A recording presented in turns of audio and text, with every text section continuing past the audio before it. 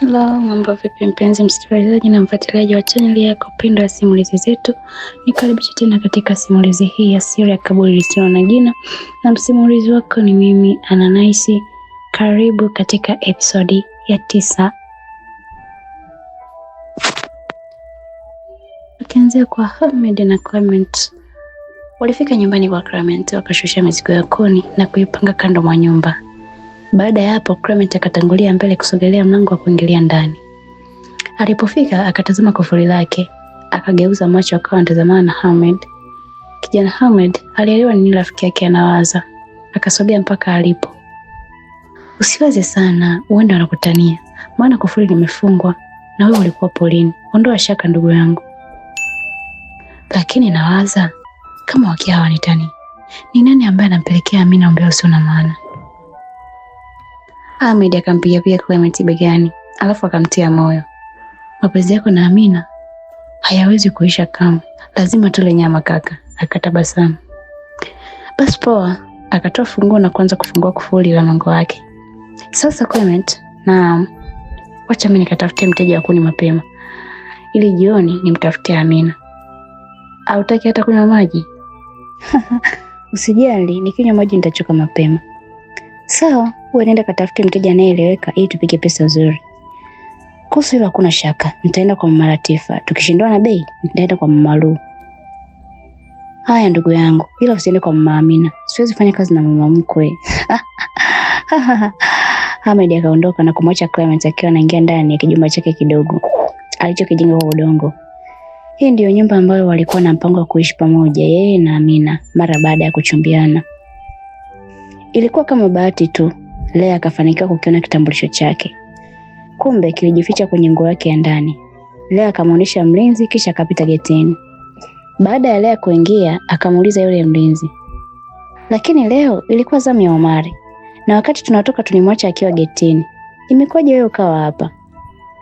Mlinzi akamjibu Lea. Sio wajibu wangu kukuambia kilichomkuta Omari. Kwa kuwa wewe ni mmoja wa watumishi wa hapa, basi utafahamu kinachoendelea. Haya. Lea akatangulia mbele, alafu Amina akamfuata kwa nyuma. Wakaanza kupiga hatua kuelekea jikoni. Ili ufike jikoni ni lazima upite nyumba 3 ikiwepo nyumba ya mfalme. Walipita nyumba ya kwanza, wakapita ya mfalme. Lakini wakiwa wamekaribia kufika jikoni, Lea alipotupa macho yake mbele akashtuka.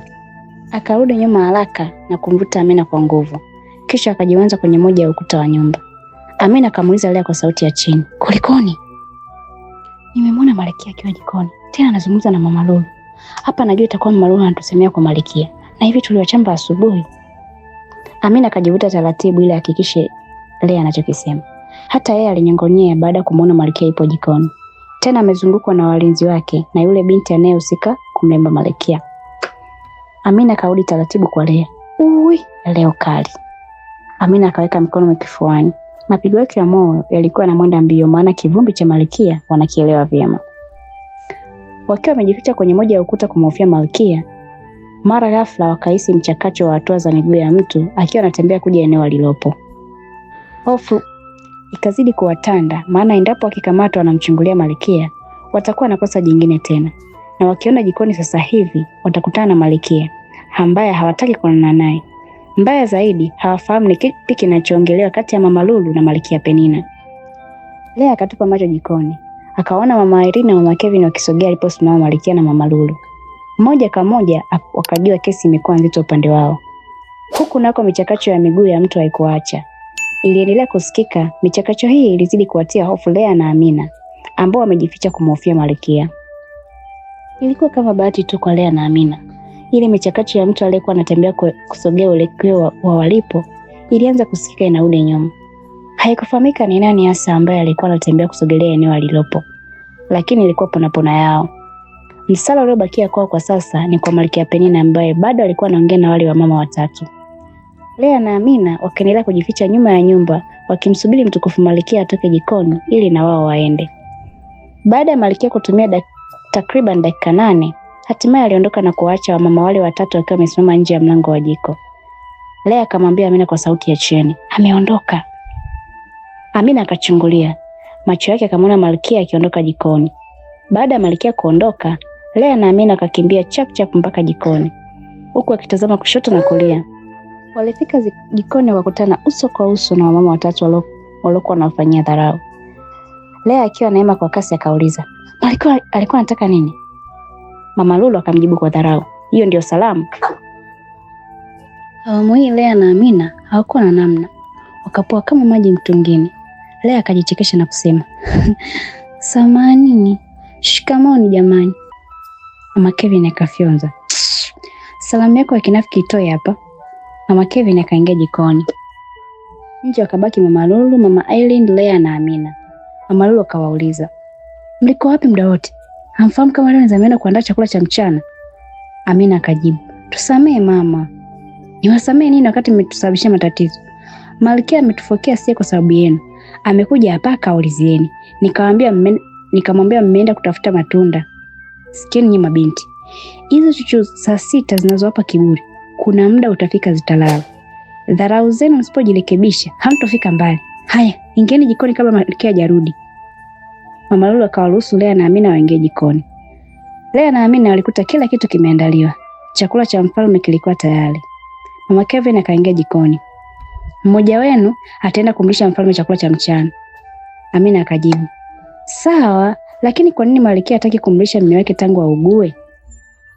Mama yeye akasema, naona umechoka kukaa Ikulu. Haya, endelea kuuliza maswali yako tena. Naona wewe usiende kwa mfalme, maana unaenda kuharibu. Cha kufanya, Lea jiandae utaenda kumlisha mfalme. Lea akaitikia kwa kikaa kwenye kiti. Sawa Mama Irene. Mama Irene akadakia. Halafu, msidhani tumefanya zamu yenu bure.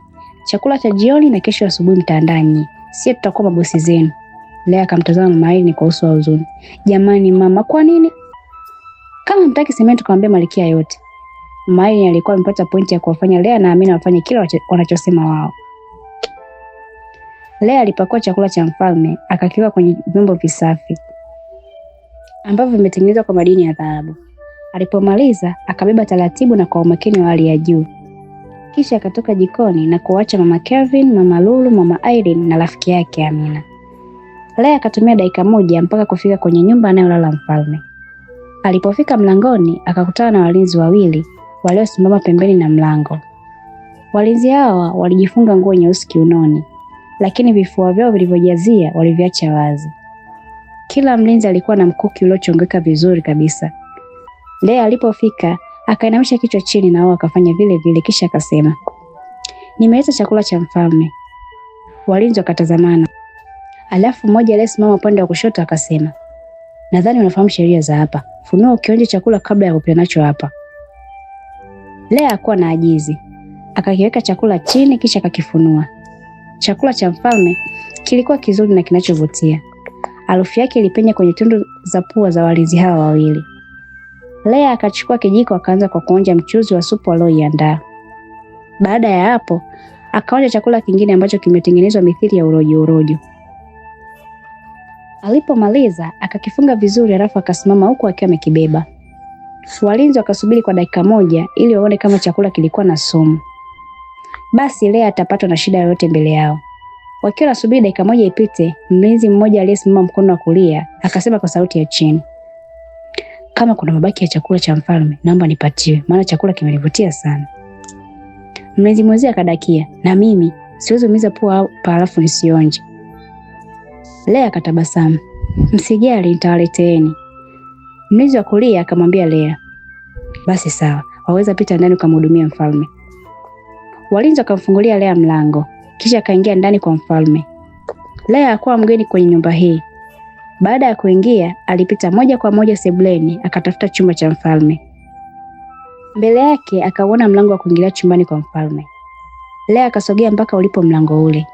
Lea akabeba chakula kwa kutumia mkono mmoja wa kulia, huku mkono wa kushoto akiusogeza karibu na mlango ili agonge. Huwa ni kawaida kufanya hivi kwa sababu huenda chumbani akawepo mtukufu Malkia Penina. Binti Lea akagonga mlango mara 3. Hodi. Ukimya ulikuwa umetawala sana. Lea akashika kitasa na kuingia ndani ya chumba cha mfalme. Alipoingia, akamkuta mfalme yupo peke yake, amelala kitandani. Mfalme amepoza upande wa kushoto wa mwili, hivyo hata kuongea kwake imekuwa changamoto. Lea akafunga mlango na kusogea karibu na meza ndogo iliyopo chumbani. akaweka chakula cha mfalme juu ya meza ile. Macho ya Lea akapepesa ukutani, akayaona mavazi ya kifalme yaliyotengenezwa kwa ngozi ya simba. Alipoyaona akageuka kitandani alipolala mfalme, akamwona jinsi alivyo na hali mbaya. Lea akasema kimoyomoyo, leo hii mfalme wangu hawezi tena kuyavaa mavazi yake ya kifalme. Ama kweli haya maisha ni fumbo. Akashusha pumzi. Lea akakifuna chakula cha mfalme kisha akaanza kukipoza. Alipohakikisha kimepoa, akakibeba kwa mikono miwili, alafu akasogea mpaka kwa mfalme. Binti Lea akamwambia mfalme, nimekuja kukupatia chakula. Mfalme hakujibu chochote, ingawaje alikuwa anasikia kwa mbali huku macho akiyakapua. Lea akaanza kumlisha mfalme chakula taratibu. Kuna muda mfalme alikirudisha chakula, lakini Lea hakuacha kumfuta matapishi. Ukimwangalia Lea anavyomjali mfalme, ni kama baba ama mume wake. Lea alikuwa na moyo tofauti sana, ingawaje akikutana na Amina anakuwa mtu mwingine kabisa. Baada ya nusu saa kupita, Lea alimaliza kumpatia mfalme chakula. Akamfuta mfalme mdomo kwa kutumia kitambaa cha nguo aliyoivaa Lea. Hatua iliyobaki ni kuondoa vyombo alafu atoke ndani ya chumba cha mfalme. Wakati Lea anataka kubeba vyombo vilivyopo juu ya kitanda cha mfalme, alishtuka baada ya kushikwa mkono na mfalme. Lea akatoa macho nje, maana tangu mfalme apooze, hii ni wiki ya 6 sasa, hajapata nguvu za kunyanyua kitu. Mikono yake haikuwa inatikisika hata kidogo, lakini leo mfalme anamshika Lea mkono. Tena lipsi za midomo wake zinaonekana kucheza, bila shaka kuna jambo anataka kuteta na Lea. Lea aliushika mkono wa mfalme, akamsogelea na kusema, naomba uniachie walinzi ili wampatie Malkia taarifa hizi njema. Mfalme akatikisa kichwa kushoto na kisha kulia. Hii ilikuwa ni ishara ya kwamba hataki Lea afanye hivyo. Lea akashindwa kuelewa kwa nini mfalme hataki Malkia Penina apewe taarifa hizi. Kwa tabu sana mfalme akasikika akisema, sogea. Lea alikuwa na hofu, akasogeza kichwa karibu na mfalme. Lea akawa ametega sikio kwa makini sana wakati mfalme anajitahidi kuteta naye jambo. Lipsi za mdomo wa mfalme zikaonekana kucheza. Bila shaka alikuwa anamwambia Lea jambo fulani ambalo alimwambia kwa sauti ya chini sana. Lea akaonekana kuwa makini sana wakati mfalme anamwambia maneno yale. Baada ya dakika 2, Lea akanyanyua kichwa chake alafu akasema, sawa mfalme, nitafanya kama utakavyo. Lea akageuka haraka kisha akapiga hatua mpaka mlangoni. Akachungulia nje na kutazama kama kuna mtu anakuja. Alipojihakikishia usalama wake, akarudi tena ndani. Akapiga macho kwenye kabati la nguo za mfalme. Kabati hili linaonekana kuchoka sana kutokana na kutumika kwa muda mrefu. Lea akalisogelea kabati lile, haraka akalifungua, alafu akaanza kupekua nguo moja baada ya nyingine. Lea alifanya vile kutokana na alichoelezwa na mfalme. Baada ya kupekua, akafanikiwa kupata mfuko mweusi uliofungwa. Akauchukua kisha akaufungua. Alipohakikisha kitu alichoambiwa na mfalme kipo, akafunga kabati. Lea akarudi kwa mfalme, akainama na kusema, mtukufu mfalme, nimepata ulichoniambia, nitafanya kama ulivyosema. Mfalme akiwa kitandani akatikisa kichwa ikiwa ni ishara ya sawa. Lea hakupoteza muda, akauficha mfuko ule kwenye nguo yake ya ndani. Alipomaliza akabeba vyombo na kutoka nje. Aliwakuta walinzi wakiwa wamesimama mlangoni. Mlinzi mmoja akamuuliza Lea, mbona umechelewa sana? Lea akajibu, nilikuwa nampatia mfalme chakula, si mnafahamu hali yake. Mlinzi wa pili akaingilia maongezi, hebu wewe tuletee chakula. Mlinzi wa kwanza akadakia, hamna, akileta hapa itakuwa kesi kwa Malkia. Cha kufanya akificha huko, tukiwa tunatoka zamu ya kulinda tutaenda kukichukua. Lea akasema, basi sawa, nitawekea pale pale pa siku zote. Kwa pamoja walinzi wakasema, hayo ndo maneno sasa. Lea akaelekea jikoni. Alipofika akamkuta rafiki yake Amina anakula chakula. Lea akamuuliza, wameenda wapi? Amina akajibu huku akiwa anakula, wameenda kwao na wamesema tubaki hapa mpaka usiku. Basi sawa. Lea akaweka vyombo vichafu pembeni kisha akasogea kwa Amina. Nina njaa, ngoja nile. Lea akanawa mikono akaanza kula chakula pamoja na Amina.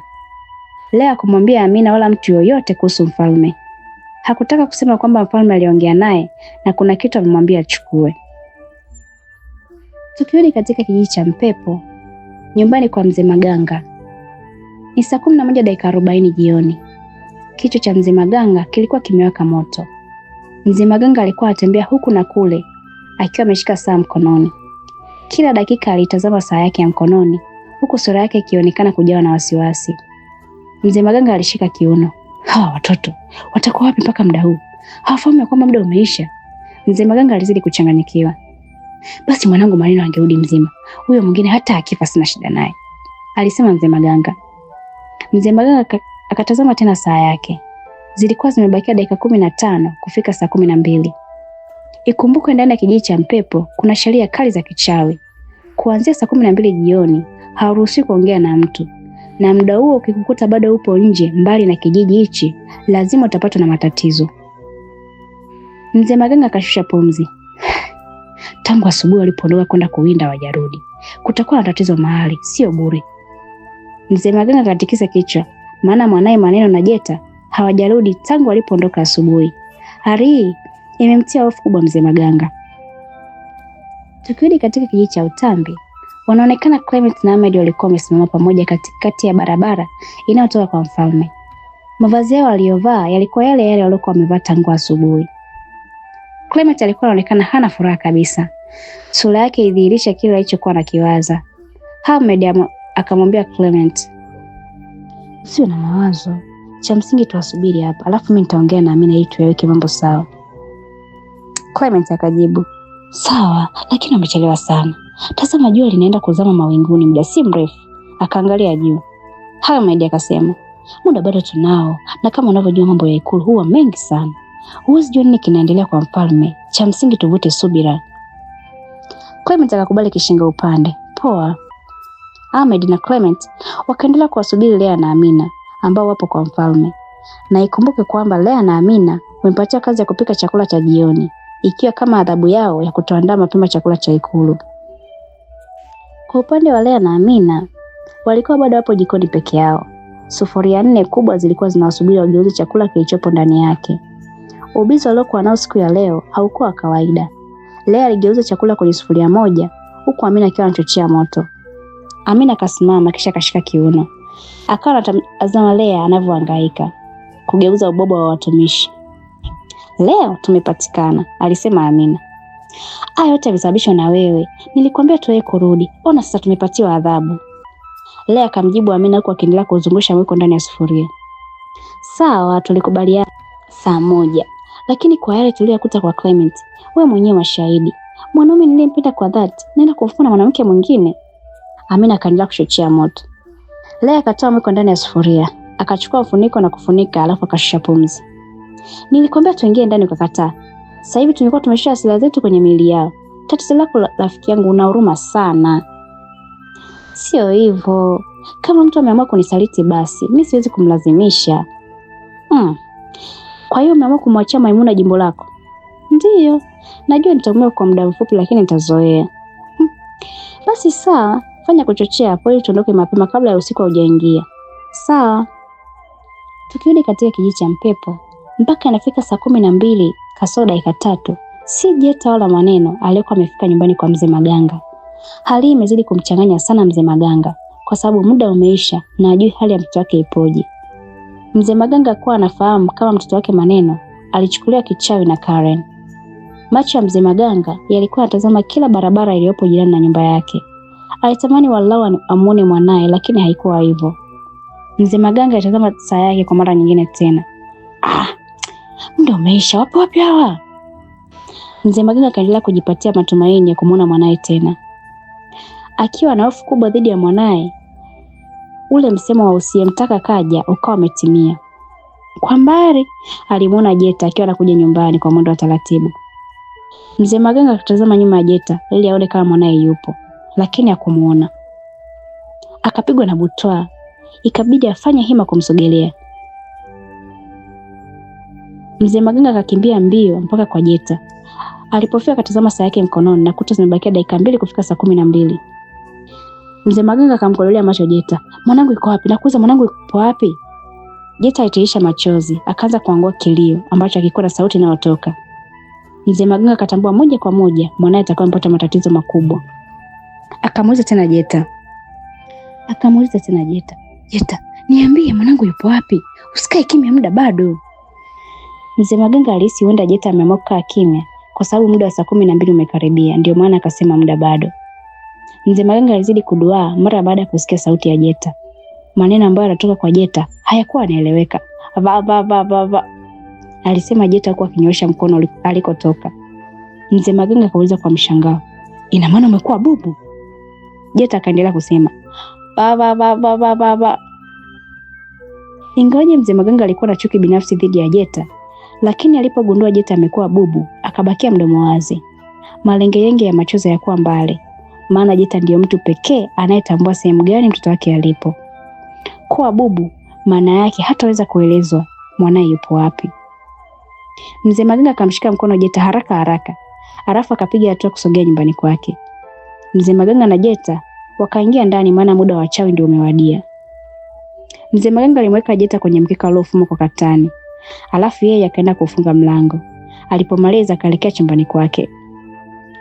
Mzee Maganga alipoingia chumbani akakamilisha msemo usemao mtaka cha uvunguni sharti ainame.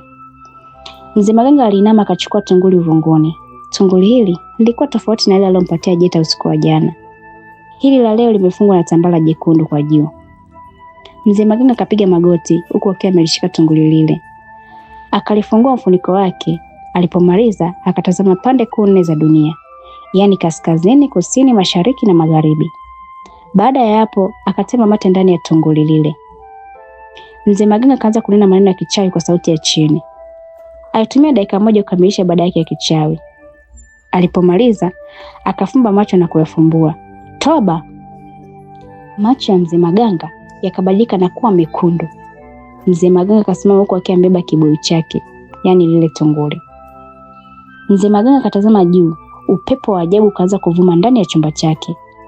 Ulikuwa ni upepo unaosindikizwa na sauti ya ajabu pamoja na kicheko kisichoeleweka. Kicheko hichi hakikuweza kusikika masikioni mwa Jeta. Mzee Maganga akatamka maneno haya kimoyomoyo. Wakuu, naomba mnionyeshe mwanangu alipo. Mzee Maganga akafumba tena macho kwa awamu nyingine. Alipokuja kufumbua macho, ikatokea miale miwili ya kijani kwenye kila jicho lake. Miale hii ilienda kutoa ukutani, na baada ya kutoa ukutani ikatengeneza umbo la video. Mzee Maganga akanyanyua kibuyu juu, kisha akakinenea maneno kadhaa ya kichawi, tena kwa sauti ya chini. Alipomaliza kufanya vile, akanyosha kibuyu uelekeo wa runinga ya kichawi aliyoitengeneza. Mzee Maganga akatoa macho mara baada ya runinga ya kichawi kushindwa kumuonesha mahali gani mwanae yupo. Cha ajabu, ilimuonesha yeye mwenyewe akiwa na Mzee Chiza. Mzee Maganga akakasirika, akaamua kurudia tena kwa awamu nyingine, lakini matokeo yalikuwa vile vile kama mwanzo. Kwani kioo kinakataa kumuonesha mwanangu? Kuna shida gani? Kama ndio hivi, nitakia nimwambie mkuu mapema, alisema Mzee Maganga kwa sauti ya chini. Tukirudi katika kijiji cha Utambi, Lea na Amina walivisha chakula chao, wakakigawa kwenye vyombo vinavyotumika na watumishi wa hapa Ikulu. Baada ya kumaliza, wakajiandaa kugawa chakula. Kwa mujibu wa sheria za hapa, mpishi ndiye anayehusika kuwapelekea watumishi chakula. Kama ni mlinzi watampelekea wao. Hakuna mtumishi anayeruhusiwa kusogea jikoni isipokuwa wapishi tu. Wakiwa wanajiandaa kupeleka chakula, Lea akamwambia Amina, unaonaje leo tukilala tu hapa Ikulu? Kwa nini? Amina akashangaa. Hebu fikiria, kuja tumalize kugawa chakula itakuwa saa ngapi? Alafu kumbuka kesho inatakiwa tuwahi mapema kwa ajili ya kuosha vyombo pamoja na kuandaa chakula cha asubuhi. Si unajua wale wa mama wameng'ang'ania iwe hivyo? Amina akajibu, basi sawa, lakini watatoa bure kwa hizi kazi. Hakuna namna, tumeshayakanyaga. Lea akabeba chakula kwa ajili ya kuwapikia walezi. Katika kijiji cha Mpepo, Mzee Maganga kukata tamaa, akaendelea kujaribu kama ataweza kufanikiwa kumuona mwanae. Alitumia kila aina ya ujuzi alionao, lakini wapi. Akaamua kunyosha mikono juu, akaiondoa runinga ukutani, kisha akarudisha tunguli uvunguni mwa kitanda. Akasimama kwa ghadhabu. Huyu Jeta hatakuwa anafahamu kitu, ndio maana ameamua kujifanya bubu. Sasa atakiona cha mtema kuni. Akatoka nje ya chumba chake. Mzee Maganga karudi mpaka alipomwacha Jeta. Akamkuta amekaa pale pale kwenye mkeka. Mzee Maganga kakaa huku akiwa anamtazama Jeta kwa umakini wa hali ya juu. Mzee Maganga akamshika Jeta mikono yake, alafu akafumba macho. Lengo la Mzee Maganga lilikuwa ni kuingia kwenye ufahamu wa Jeta. akanena maneno ya kichawi kimoyomoyo. Wakati mzee Maganga anajaribu kuingia kwenye fahamu za Jeta, akapigwa shoti kichwani. Shoti ambayo haikufahamika imetokea wapi. Mzee Maganga akasimama haraka kisha akarudi chumbani, maana shoti aliyopigwa haikuwa ya kawaida. Mzee Maganga akaingia chumbani, alafu akaanza kumchungulia Jeta kupitia mlango wake. Cha ajabu, Jeta hakuonekana kuwa na wasiwasi ama kuelewa kilichomtokea mzee Maganga. Yeye alikuwa ametulia kama mwanzo. Mzee Maganga akazidi kuchanganyikiwa, maana ameshindwa kuingia kwenye ufahamu wa Jeta na bado ampigwa shoti ya kichawi. Huyu mtoto atakuwa na nguvu fulani ndani yake. Hili jambo nitakiwa nimwambie mkuu wangu, la sivyo kilinge chetu kitaingia matatizoni. Haiwezekani nipigwe shoti alafu anaonekana kutojali. Ina maana Jelina wakati natetemeka? Mzee Maganga alikuwa na maswali mengi yasiyokuwa na majibu. Ngoja muda wa kazi ufike, tutaoneshana tu. Kama tulimuuza baba yako, wewe ni nani tukushindwe? Alisema mzee Maganga kimoyomoyo. Mzee Maganga kaenda kukaa kitandani kwake, lakini alijipa matumaini ya kufahamu mwanae alipo pamoja na kufahamu siri ya Jeta kuwa na nguvu za namna ile. Mzee Maganga alikuwa anasubiri muda wa kazi ufike.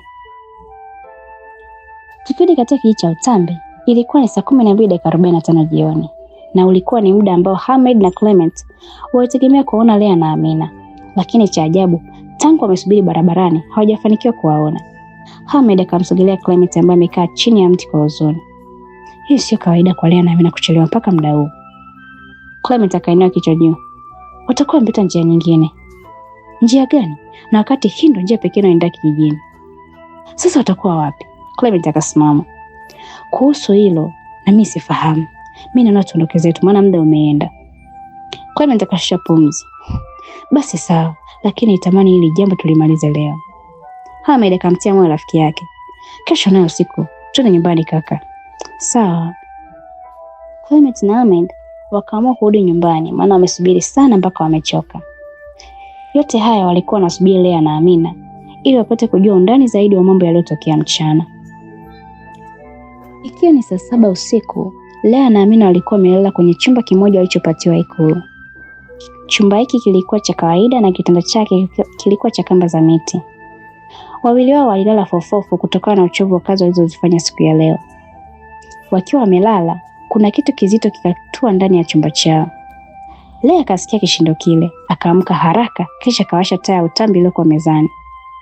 Akaangaza huku na kule asione kitu ndani. Nini hichi tena? Alisema Lea huku akiendelea kumulika ndani ya chumba. Lea hakuona chochote zaidi ya wao wawili. Au nilikuwa naota? Ngoja nikakojoe tu. Lea akashuka kitandani na kumwacha Amina akiwa amelala. Akachukua taa ya utambi kisha akapiga hatua mpaka ulipo mlango kutokea nje. Hii taa ya nini sasa? Si nimwache tu Amina. Akarudisha taa juu ya meza kisha akarudi mlangoni. Akajinyoosha na kufungua mlango wa chumba alichopo. Alipofungua, akatoka nje ili aende kujisaidia haja ndogo. Hakuwa na uoga maana eneo lote hili la Ikulu lina walinzi wa kutosha. Isitoshe, mwanga wa mbalamwezi unamsaidia kuona anakoelekea. Lea akatoka nje taratibu, walinzi hawakuwa karibu na eneo hili. Lea akaanza kupiga hatua kuelekea chooni. Nyumba aliyolala yeye na Amina ni miongoni mwa nyumba za watumishi. Nyumba hizi zimejengwa kwa ajili ya watumishi hapa Ikulu. Lea akaenda chooni akajisaidia haja ndogo kisha akatoka. Akaanza safari ya kurudi kwa rafiki yake Amina. Lakini wakati anaelekea chumbani kwake, akashtuka baada ya kumwona mtu akitoka zilipo nyumba za kifalme, alafu anakuja uelekeo wa nyumba za watumishi. Lea akajificha nyuma ya nyumba moja, akamtazama kwa makini mtu yule. Kwa msaada wa mbalamwezi, akafanikiwa kumwona mtukufu Malkia Penina akiwa anakuja kwenye nyumba za watumishi, tena yupo peke yake. Alipotazama kwa makini, akagundua Malkia anatazama huku na kule ili asionekane na mtu. Na huo ni mwisho wa episode ya 9. Ulikuwa na mimi msimulizi wako Ananaisi. Usiache kusubscribe, kushare na kucomment. Tukutane katika episode ya 10. Bye.